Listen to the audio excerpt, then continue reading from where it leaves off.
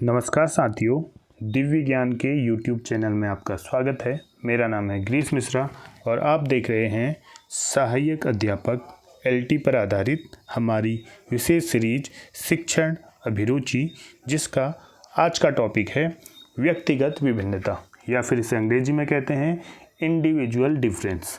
तो दोस्तों, आज हम इस टॉपिक पर बात करेंगे। बहुत ही महत्वपूर्ण टॉपिक है। हम जब भी क्लास में कक्षाओं में पढ़ाने जाते हैं तो पढ़ाते वक्त हमें बहुत सी समस्याओं का सामना करना पड़ता है, और उन समस्याओं का सामना करने के लिए हम सबसे महत्वपूर्ण जो शिक्षक होता है उससे इस चीज़ का ध्यान रखना है, वो है व्यक्तिगत विभिन्नता। जो व्यक्तिगत विभिन्नता है, इसकी सर्वप्रथम बात जो की थी, इस पर आप फोकस करिएगा। सर्वप्रथम इसका अध्ययन व्यक्तिगत विभिन्नता का किया था गाल्टन ने। ध्यान रखना, गाल्टन ने सबसे पहले व्यक्तिगत विभिन्नता, जिसे कि इंडिविजुअल डिफरेंस कहते हैं, इसका अध्ययन किया था। और उन्होंने 1869, ध्यान रखना, 1869 में उन्होंने एक पुस्तक लिखी थी, हेरिडिटरी जीनियस। ध्यान रखना क्या है, मैं लिख रहा हूँ यहाँ पर, हेरिडिटी जीनियस।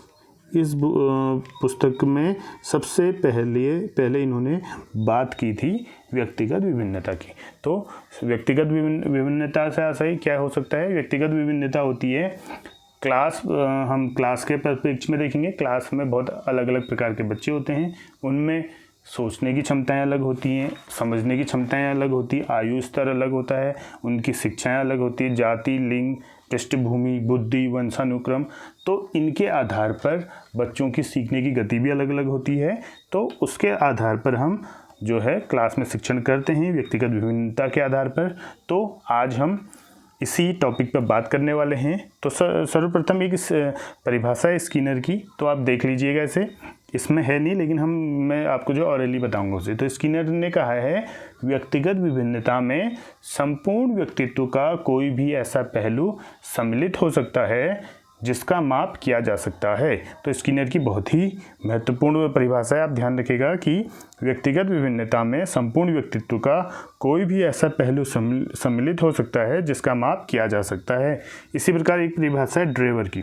पहली तो स्किनर की थी, यह है ड्रेवर की। ध्यान रखना, आप बस समझ लीजिए, और बाकी अगर आप चाहे तो इसे नोट भी कर सकते हैं। तो ड्रेवर ने कहा है कि कोई व्यक्ति अपने समूह के शारीरिक व मानसिक गुणों के औसत से जितनी विभिन्नता रखता है उसे वैयक्तिक विभिन्नता कहते हैं। क्या कहा है? कोई व्यक्ति अपने समूह के शारीरिक व मानसिक गुणों के औसत से जितनी भिन्नता रखता है उसे वैयक्तिक भिन्नता कहते हैं। तो ये परिभाषा है ड्रेवर की। तो हम इस टॉपिक को शुरू करने से पहले कुछ इसकी पृष्ठभूमि रखी थी। अब हम सीधा आते हैं, इससे संबंधित वन लाइनर क्वेश्चन हैं और कुछ PYQ है पिछले एग्जामों में जो आए हैं, तो उन पर हम इम्पोर्टेंट है, उन पर हम बात करते हैं। सीधा हम टॉपिक पर आते हैं, आगे बढ़िए। तो दोस्तों, पहला प्रश्न है, एक व्यक्ति का दूसरे व्यक्ति से भिन्न होना क्या कहलाता है? तो सिंपल सी बात है, एक व्यक्ति का दूसरे व्यक्ति से भिन्न होना कहलाता है वैयक्तिक विभिन्नता, जिसे कि इंडिविजुअल डिफरेंस कहते हैं। अगला प्रश्न है, संपूर्ण संसार में दो व्यक्तियों का एक जैसा न होना किसका नियम है? तो संपूर्ण संसार में दो व्यक्ति एक जैसे नहीं होते, तो ये एक खूबी भी है, या फिर हम कह सकते हैं एक गुण भी है प्रकृति का। तो ये नियम है प्रकृति का, नेचर का नियम है। कोई भी दो व्यक्ति एक जैसे नहीं हो सकते हैं, चाहे वो ट्विन्स ही क्यों ना हो। ट्विन्स भी अगर एक साथ वो जन्म लेते हैं तो उसके बावजूद भी वो एक जैसे नहीं होते हैं। हो सकता है वो दिखने के एक जैसे हों, लेकिन उनका स्वभाव, उनकी रुचि, उनकी अभिक्षमताएं अलग अलग हो सकती हैं। उन पर वंशानुक्रम, हेरिडिटी का प्रभाव पड़ता है, और उसके साथ साथ उन पर एनवायरनमेंट का प्रभाव पड़ता है। और कितना एक साथ पड़ेगा, ये उन दोनों पर निर्भर नहीं है, वो प्रकृति पर निर्भर है। और एक जैसा कभी भी नहीं पड़ता है, कुछ न कुछ उसमें अंतर पाया जाता है, जिस कारण वो एक जैसे नहीं हो सकते। ये नियम है प्रकृति का। अगला प्रश्न है, रुचियों भिन्नता व्यक्ति से संबंधित किस तत्व को प्रभावित करती है? क्या कह रहा है? रुचियाँ जो होती हैं, इंटरेस्ट होती है, उनमें जो भिन्नता है व्यक्ति से संबंधित किस तत्व को प्रभावित करती है? तो वो है स्वभाव एवं व्यक्तित्व को। अगला प्रश्न है, व्यक्तिगत विभिन्नता के किसी एक मुख्य आधार का नाम बताइए। तो मुख्य आधार है उसमें वंशानुक्रम, और दूसरा अगर आधार बताएं तो हम वो कहेंगे उसे क्या, वातावरण या एनवायरनमेंट। आगे बढ़ते हैं। बालक की शिक्षा किस तथ्य को ध्यान में रखते हुए की जानी चाहिए। तो सिंपल सी बात हम पहले भी कह चुके हैं, बिना व्यक्तिगत विभिन्नता के अगर आप बालक को या अपनी क्लास में जो है अपना जो लेसन है, जो पाठ अगर पढ़ाएंगे तो आपको उसमें कुछ परेशानियां होंगी। तो आपने व्यक्तिगत विभिन्नता को ध्यान में रखना है, उसी के आधार पर बालकों को शिक्षा दी जानी चाहिए। अगला प्रश्न है, मापन किए जाने वाले व्यक्ति का प्रत्येक पहलू व्यक्तिगत विभिन्नता का अंश है। यह विचार किस विचारक का, स्किनर का। मैंने जब स्टार्टिंग इस टॉपिक को शुरू किया था तो स्किनर की परिभाषा बताई थी कि व्यक्तिगत विभिन्नता में संपूर्ण व्यक्तित्व का कोई भी ऐसा पहलू सम्मिलित हो सकता है जिसका मापन किया जा सकता है। तो वो बताई थी, वो स्किनर की बताई थी। उसी देखो परिभाषा वही है लेकिन शॉर्ट में दी गई है कि मापन किए जाने वाले व्यक्ति का प्रत्येक पहलू व्यक्तिगत भिन्नता का अंश है। यह विचार है स्किनर का। आगे बढ़ते हैं। एक व्यक्ति का दूसरे व्यक्ति से अंतर एक सार्वभौमिक घटना जान पड़ती है। क्या कह रहा है, एक व्यक्ति का दूसरे व्यक्ति से अंतर एक सार्वभौमिक घटना जान पड़ती है। यह कथन किसका है, तो यह कथन है टाइलर का। तो ध्यान रखना, टाइलर महोदय ने कहा है कि एक व्यक्ति का दूसरे व्यक्ति से अंतर एक सार्वभौमिक घटना जान पड़ती है। अगला प्रश्न है, औसत समूह से मानसिक शारीरिक विशेषताओं के संदर्भ में समूह के सदस्य के रूप में अंतर को व्यक्तिगत विभिन्नता कहते हैं। यह परिभाषा किसने दी है, ध्यान दीजिएगा कि औसत समूह से, क्या कह रहा है, औसत समूह से शारीरिक विशेषताओं के संदर्भ में समूह के सदस्य के रूप में अंतर को व्यक्तिगत विभिन्नता कहते हैं। यह परिभाषा जेम्स ड्रेवर ने दी है। तो मैंने शुरू में भी एक परिभाषा आपको बताई थी, उसके शब्द क्या थे, कोई व्यक्ति अपने समूह के शारीरिक व मानसिक गुणों के औसत से जितनी भिन्नता रखता है उसे व्यक्तिगत भिन्नता कहते हैं। देख लीजिएगा परिभाषाओं में आगे पीछे, क्योंकि वो जो है ट्रांसलेट होती हैं तो उनके कुछ टर्म्स हमें याद रखने पड़ते हैं, जो कि मैंने स्किनर की उसमें भी बताया था, ड्रेवर के उसमें भी बता रहा हूँ। तो इसमें क्या है, विशेषताओं के संदर्भ में यहाँ पर औसत की बात कर रहे हैं, औसत समूह की बात करें तो औसत समूह जो कि मानसिक शारीरिक विशेषताओं के संदर्भ में है, ये बात कर रहे हैं जेम्स ड्रेवर। उसी प्रकार हमने स्किनर में कहा था, तो स्किनर ने क्या कहा कि व्यक्तिगत विभिन्नता में संपूर्ण व्यक्तित्व का कोई भी ऐसा पहलू सम्मिलित हो सकता है जिसका मापन किया जा सकता है। तो स्किनर ने मापन की बात की है। एक ध्यान रखना, टर्म्स को आपने जो हाईलाइट रखना है। स्किनर किसकी बात करता है, मापन की बात करता है, और ड्रेवर बात कर रहा है औसत समूह की। तो क्योंकि परिभाषाएं ट्रांसलेट होती है और ट्रांसलेट में हल्की आगे पीछे हो सकती है परिभाषाएं, लेकिन उसके टर्म्स वही होने चाहिए। आगे बढ़ते हैं। व्यक्तिगत विभिन्नता के दो प्रमुख कारक के नाम बताइए। बहुत पका पकाया सवाल है, जिसका आंसर भी पका पकाया होगा कि वंशानुक्रम और वातावरण दोनों जो मुख्य कारक होते हैं किसी भी व्यक्तिगत विभिन्नताओं का। अगला प्रश्न है, व्यक्तिगत विभिन्नता के कारण का उल्लेख कीजिए। तो क्या कारण है व्यक्तिगत विभिन्नता? तो मैंने आपको बताया था व्यक्तिगत विभिन्नता का कारण है, मैंने ट्विंस का एग्जाम्पल दिया था। दो जुड़वा बच्चे जब एक साथ होते हैं, होते एक ही माँ बाप से हैं, उनका वंशानुगत भी एक जैसा होता है, उनका वातावरण भी एक जैसा होता है, लेकिन फिर भी अलग होते हैं। क्यों होते हैं अलग? क्योंकि जो वातावरण है और जो जीन्स हैं, दोनों की मात्राएं बिल्कुल एक जैसी उनको मिले और वो उन मात्राओं को एक साथ उसे एक्सेप्ट कर लें या फिर उन्हें एक्वायर कर लें, ये पॉसिबल नहीं हो पाता है। दोनों की क्षमताओं में ज़मीन आसमान का अंतर होता है। अगर ज़मीन आसमान का नहीं होगा तो 11-12 का अंतर उसमें ज़रूर होगा। तो इससे संबंधित आनुवांशिकता रूसो पियर्सन गाल्टन के अनुसार कि वो क्या कह रहे हैं कि व्यक्तिगत विभिन्नता का कारण क्या है? व्यक्तिगत विभिन्नता में मुख्य हाथ आनुवांशिकता का होता है। माता पिता जिस प्रकार के होते हैं वैसी ही संतान भी होती है, लेकिन हूबहू नहीं होती है। वो ये इस चीज़ का भी ध्यान रखना, नहीं तो ऐसा होगा कि जो वैज्ञानिक है उनके बच्चे भी वैज्ञानिक हो जाएंगे, जो टीचर है उनके बच्चे भी टीचर हो जाएंगे, तो जो लेबर क्लास है उनके बच्चे भी लेबर क्लास हो जाएंगे। तो ऐसा होता नहीं है, वो निर्भर करता है वातावरण पर और उनकी आनुवांशिकता पर। आगे बढ़ते हैं। व्यक्तिगत विभिन्नता के कोई दो प्रकार बताइए। तो किस प्रकार से दो व्यक्ति भिन्न हो सकते हैं? तो सिंपल सी बात है, कैसे हो सकते हैं? शारीरिक दिखने में अलग हो सकते हैं, मानसिक भिन्नता, उनका मानसिक स्तर अलग अलग हो सकता है, और भी हो सकते हैं। आगे बढ़ते हैं।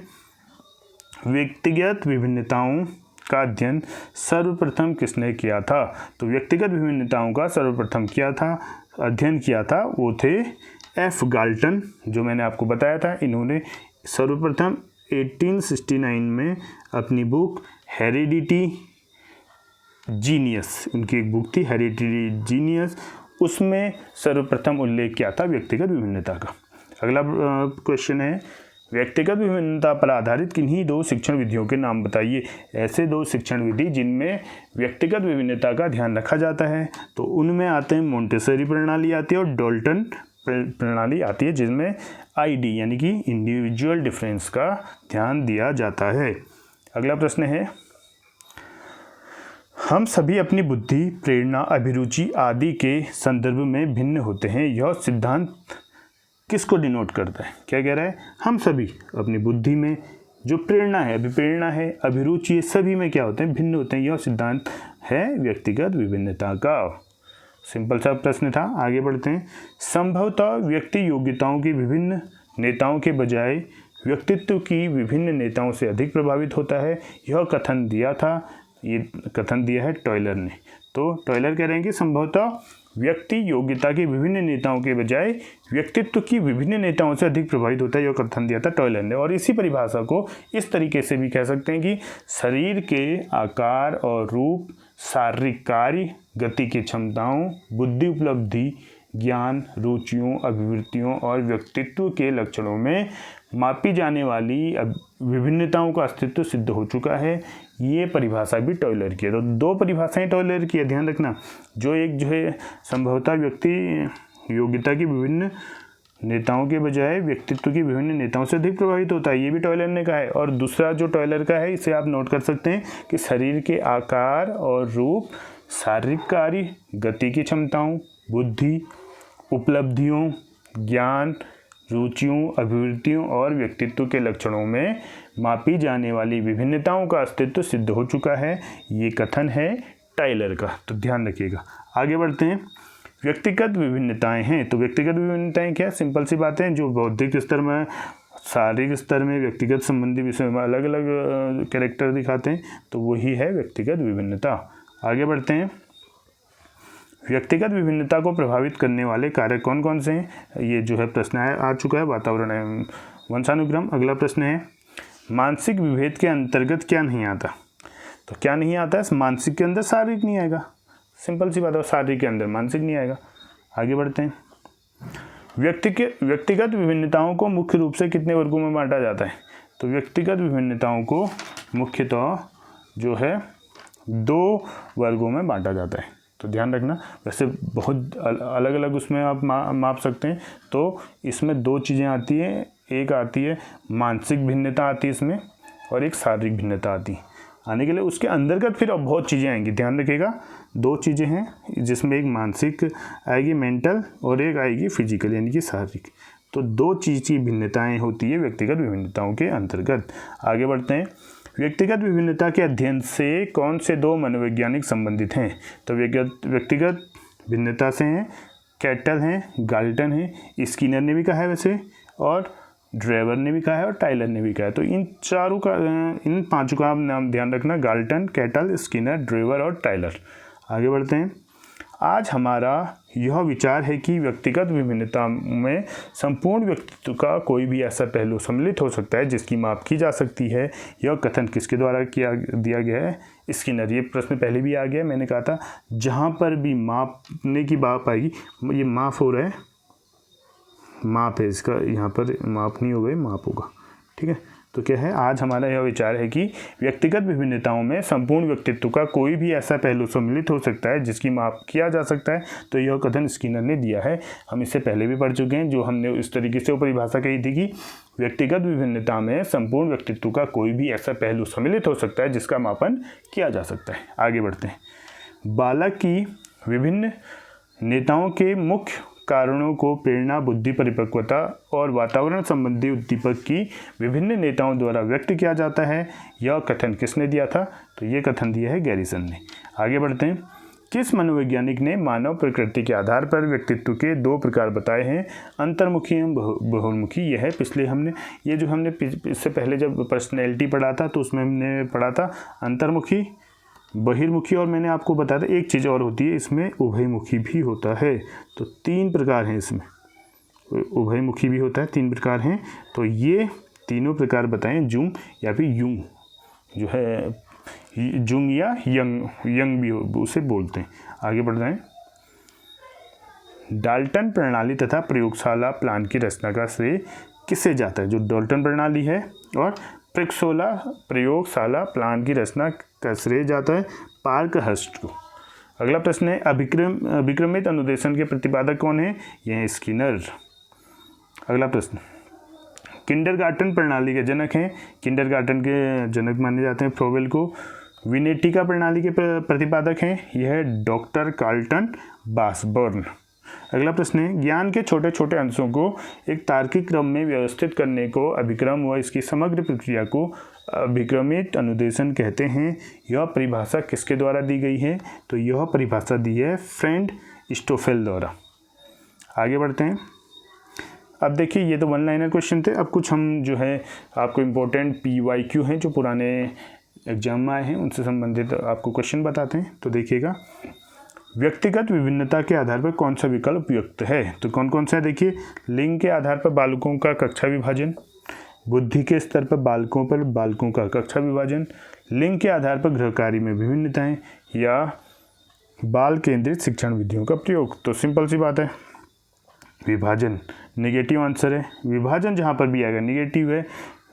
और गृह कार्य में लिंग के आधार पर, देखो विभिन्नता तो देना चाहिए, होनी चाहिए, लेकिन लिंग के आधार पर नहीं देनी चाहिए, उनकी जो शैक्षिक उपलब्धि के आधार पर होनी चाहिए। तो लिंग यहाँ पर जो है यहाँ पर डिस्क्रिमिनेशन को दिखा रहा है, तो ये आंसर गलत होगा। तो बाल केंद्रित शिक्षण विधियों का प्रयोग करके करना ही सबसे उपयुक्त आंसर इसमें होगा। आगे बढ़ते हैं। कौन सा कथन व्यक्तिगत विभिन्नता के अनुरूप नहीं है? यानी नेगेटिव आंसर हमने देखना है। सही ढंग से पढ़ाने पर हर बालक गणित में निष्णात हो सकता है, यानी स्किल्ड हो सकता है। तो बिल्कुल सही है, हमने तो सही नहीं देखना, हमने गलत वाला आंसर देखना है। गृह कार्य में कठिनाई के अनुसार विविधता हो, जो बिल्कुल होनी चाहिए, विविधता होनी चाहिए। प्रश्न पत्र में कुछ प्रश्न सरल व कुछ कठिन होने चाहिए। और अगला है, कक्षा में कमज़ोर बच्चों को आसान प्रश्न पूछे जाएं। तो देखिए अभी यहाँ पर आंसर, सही ढंग से पढ़ाने पर हर बालक गणित में निष्णात हो सकता है, आंसर वैसे गलत है। सही ढंग से पढ़ाएंगे तो हर बच्चा स्किल्ड हो ही जाएगा। और कक्षा में कमज़ोर बच्चों को आसान प्रश्न पूछे जाएं। तो आसान या कठिन प्रश्न होते ही नहीं है, ये ध्यान रखना। आसान या टफ क्वेश्चन ऐसे क्वेश्चन नहीं होते। हम जो है प्रश्न कमज़ोर बच्चे हैं तो उनके लेवल के प्रश्न उनको पूछ सकते हैं, लेकिन आसान प्रश्न पूछेंगे तो ये कोई बात थोड़ा भी। तो आसान तो बहुत ही कम होते हैं।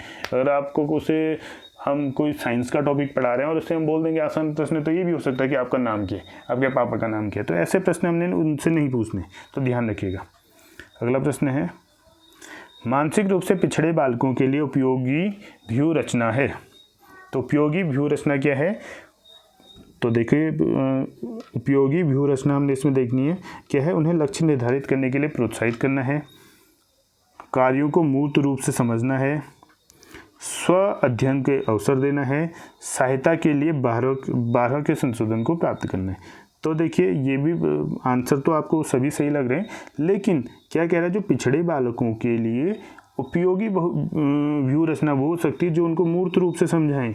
देखिए वो पिछड़े हैं, उनको एकदम चीज़ें समझ में नहीं आएंगी, तो उनको आपको मूर्त रूप से उनके सामने वो चीज़ को जो है रखना पड़ेगा और उसके बाद उनसे संबंधित कार्यों को उन्हें समझाना पड़ेगा। तो ध्यान रखना, तो बी आंसर इसका सही होगा। आगे बढ़ते हैं।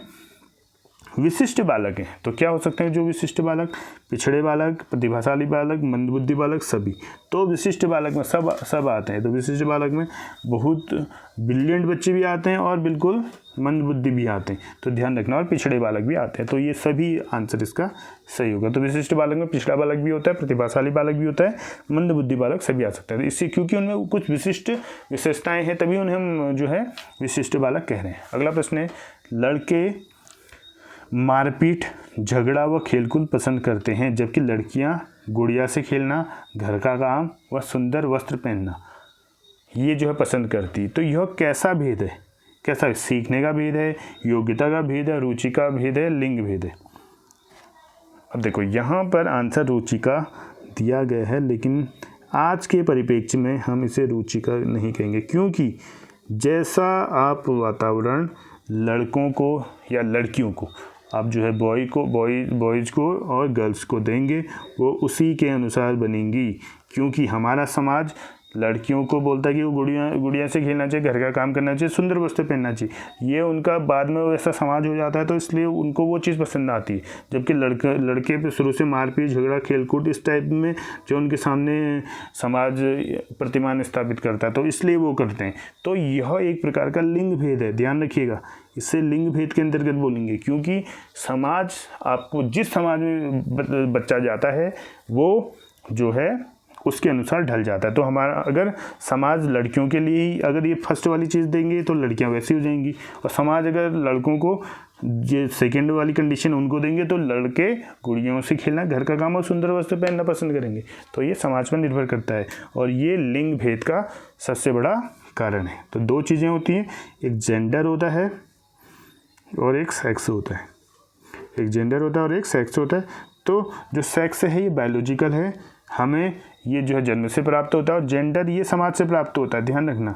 और यही चीज़ समाज में व्यक्ति जब आता है, जो रूसो भी कहता है कि बालक जो है जब पैदा होता है तो उस समय क्या होता है, वो एक प्रकार से जो है स्वतंत्र होता है, उसमें किसी भी प्रकार की बुरी चीज़ें नहीं होती हैं, और जैसे समाज में जाता है वो समाज की चीज़ें उस पर हावी होने लग जाती। तो ये आंसर होगा इसका, लिंग भेद, ध्यान रखिएगा। दो बालकों में समान मानसिक योग्यता नहीं होती है, यह कथन किसका है? तो दो बालकों में समान मानसिक योग्यता नहीं होती है, ये कथन है हरलॉक का, ध्यान रखना, हरलॉक महोदय ने ये कहा था। अगला प्रश्न है, प्रतिभाशाली बालिकाएं विद्यालय जाने से पूर्व ही घर पर पढ़ना लिखना सीख जाती है, यह कथन किसका है? तो ये कथन है टर्मन ने। टर्मन ने कहा है कि जो बालिकाएं हैं, प्रतिभाशाली बालिकाएं विद्यालय जाने से पूर्व ही घर पर पढ़ना लिखना सीख जाती हैं, ये टर्मन ने कहा है। अगला प्रश्न है, बालक सृजनात्मक योग्यता रखता है यदि वह, तो इसमें कौन सा आंसर होगा? देखिएगा, जिज्ञासावश प्रश्न पूछता है, अधिक नंबर प्राप्त करता है, आज्ञाकारी और गृह कार्य पूरा करता है, या फिर कक्षा में अनुशासन भंग करता है। तो सृजन यानी क्रिएटिव बालक कौन होगा? अनुशासन भंग करता है, ये कोई आंसर नहीं है। आज्ञाकारी और गृह कार्य पूरा करता है, तो ये तो लाइन ही अलग होगी। अधिक नंबर प्राप्त करता है, जरूरी नहीं सृजनात्मक है तो अच्छे नंबर लाए ही लाए। जिज्ञासावश प्रश्न पूछता है, तो ये इसका सही आंसर होगा। अगला प्रश्न है, व्यक्तिगत विभिन्नता का ज्ञान अध्यापक को मदद करता है, किस चीज़ में मदद करता है? व्यक्तिगत विभिन्नता का ज्ञान। तो देखिएगा, कक्षा में अनुशासन बनाए रखने में, छात्रों के गृह कार्य के मूल्यांकन में, शिक्षण अधिगम क्रियाओं की योजना बनाने में, कक्षा में आवश्यक व्यवस्था बनाए रखने में। तो किस चीज़ में ध्यान रखेगा? तो ध्यान रखना, व्यक्तिगत विभिन्नता का ज्ञान अध्यापक को मदद करता है शिक्षण अधिगम क्रियाओं की योजना बनाने में, कि किस तरीके से कम, जिन बच्चों को कम आ रहा है, जिन बच्चों को ज़्यादा आ रहा है, तो उनको किस तरीके से पढ़ाया जाए, उससे संबंधित योजना बनाने में व्यक्तिगत विभिन्नता का ज्ञान अध्यापक को मदद करता है। अगला प्रश्न है, व्यक्तिगत विभिन्नता किस अध्ययन के लिए किन विधियों का प्रयोग किया जाता है? तो कौन कौन सी विधि हैं? देखिएगा, प्रतिनिधियात्मक विधि है, अनुदैर्य विधि है, सांख्यिकी विधि। तो तीनों विधियां जो है व्यक्तिगत विभिन्नताओं के अध्ययन की विधियां हैं। अगला प्रश्न है, बुद्धि परीक्षण करके सर्वप्रथम व्यक्तिगत विभिन्नता का मापन किसने किया? तो बुद्धि परीक्षण करके सर्वप्रथम, तो देखिएगा किसने किया है? ये किया था तुम्हारा, बुद्धि परीक्षण करके सर्वप्रथम व्यक्तिगत विभिन्नता का मापन किसने किया था? तो इसका सही आंसर है कैटल। कैटल इसका सही आंसर है।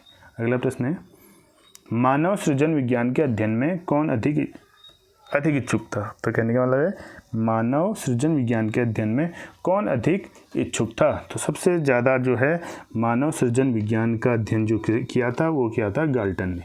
अगला प्रश्न है, जब नियम भंग में कानून तोड़ने का दोष शामिल होता है तो उसे क्या कहते हैं?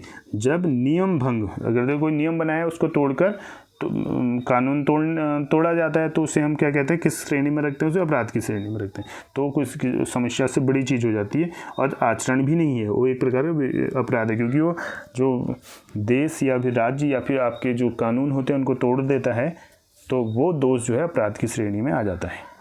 अगला प्रश्न है, बाल निर्देशन विधि का सर्वप्रथम प्रारंभ कहाँ हुआ था? तो ये सर्वप्रथम प्रारंभ हुआ था अमेरिका और इंग्लैंड में, सर्वप्रथम बाल निर्देशन विधि का आरंभ हुआ था। अगला प्रश्न है, सृजनात्मकता का उच्चतम विकास किस आयु में होता है? तो सृजनात्मक जो क्रिएटिविटी है, जो उसका उच्चतम हाईएस्ट जो विकास होता है वो 30 वर्ष की उम्र तक होता है। तो यहाँ पर तक जो बालक सबसे ज़्यादा क्रिएटिव हो जाते हैं। आगे बढ़िए। व्यक्तिगत विभिन्नता निम्नलिखित में पाई जाती है। किस चीज़ में पाई जाती है? शारीरिक गुणों में पाई जाती है, मानसिक गुणों में पाई जाती है, शिक्षण अधिगम क्रियाओं की योजना बनाने में, या फिर कक्षा में आवश्यक व्यवस्था बनाए रखने में जो है पाई जाती है। तो सिंपल सी बात है, शिक्षण के अधिगम क्रियाओं की योजना बनाने में व्यक्तिगत विभिन्नता का उपयोग होता है। अगला प्रश्न है, मनोविज्ञान में सर्वप्रथम किसने व्यक्तिगत विभिन्नता का समर्थन किया था? तो सर्वप्रथम किया था, जो सर्वप्रथम बात ही जिन्होंने की थी वो कौन थे? गाल्टन थे। मैंने आपको बताया था 1869 उनकी बुक थी हेरिडिटरी जीनियस। अगला प्रश्न है, व्यक्तिगत विभिन्नता मापन के लिए किन परीक्षणों का उपयोग किया जाता है? तो कौन व्यक्तिगत विभिन्नता का मापन करना है तो बुद्धि व उपलब्धि परीक्षण का यूज करोगे, विशिष्ट विषमता का परीक्षण करोगे, या व्यक्तित्व समय परीक्षण करोगे? तो तीनों आंसर इसमें सही हैं। तीनों का ही उपयोग हम व्यक्तिगत विभिन्नता के मापन के लिए कर सकते हैं। बुद्धि परीक्षण भी कर सकते हैं, अभिक्षमता परीक्षण भी कर सकते हैं, इमोशनल टेस्ट भी कर सकते हैं, पर्सनैलिटी टेस्ट भी कर सकते हैं। सभी इसमें सही आंसर है। और आज का अंतिम प्रश्न है, व्यक्तिगत विभिन्नता का तात्पर्य किन्हीं दो व्यक्तियों के व्यक्तित्व एवं क्रियाओं में अंतर से है? तो ये कथन क्या सत्य है असत्य? क्या कह रहे हैं? व्यक्तिगत विभिन्नता का तात्पर्य किन्हीं दो व्यक्तियों के व्यक्तित्व एवं क्रियाओं में अंतर से है। तो इसका सही आंसर है 100% सत्य। तो व्यक्तिगत विभिन्नता का तात्पर्य किन्हीं दो व्यक्तियों के व्यक्तित्व एवं क्रियाओं से होता है। तो ध्यान रखिएगा। तो आपने आज जो व्यक्तिगत विभिन्नताएं इससे संबंधित पढ़ा, तो इस पर एक चीज़ और बता दे रहा हूँ कि व्यक्तिगत विभिन्नताओं को दो वर्गों में बांटते हैं, जिनमें मानसिक भिन्नता और शारीरिक भिन्नता आती है। मानसिक भिन्नता में भी दो टाइप के होते हैं, मानसिक गुण और बौद्धिक गुण। और शारीरिक भिन्नता आप कह सकते हैं आयु के अनुसार, भार के अनुसार, आकार के अनुसार, या लिंग भेद के अनुसार। इसी प्रकार व्यक्तिगत विभिन्नता कितने टाइप से आप चेक कर सकते हैं? तो देखिए कैसे कर सकते हैं। जैसे जुंग महोदय ने कहा था, अंतर्मुखी, उभयमुखी, बहिर्मुखी के आधार पर, या फिर हम उनकी वातावरण के आधार पर कह सकते हैं उनकी अभिक्षमताएं क्या हैं, लिंग भेद क्या है, पृष्ठभूमि क्या है, बुद्धि क्या है, वंशानुक्रम के आधार पर हम व्यक्तिगत विभिन्नता को देख सकते हैं। अगला प्रश्न है, प्रश्न नहीं, मैं टॉपिक आपको बता रहा हूँ कि व्यक्तिगत विभिन्नताओं की माप की कुछ विधियाँ होती हैं। ध्यान रखना, ये विधियाँ हैं व्यक्तिवृत्त प्रविधि, संचयी अभिलेख पत्र, अवलोकन, परीक्षण और मापनी। तो इस तरीके से आज हमारा जो व्यक्तित्व विभिन्नता वाला टॉपिक था ये पूरा हुआ है। इससे संबंधित जो भी इम्पोर्टेंट जो है हमारे आगामी परीक्षा में आ सकते हैं मैंने आपको बताया है। अगर किसी प्रश्न में आपको कुछ त्रुटि या फिर किसी प्रकार की शंका है तो आप कमेंट बॉक्स में लिख सकते हैं। तब तक के लिए धन्यवाद। अगले टॉपिक पे मिलते हैं। जय हिंद, जय भारत।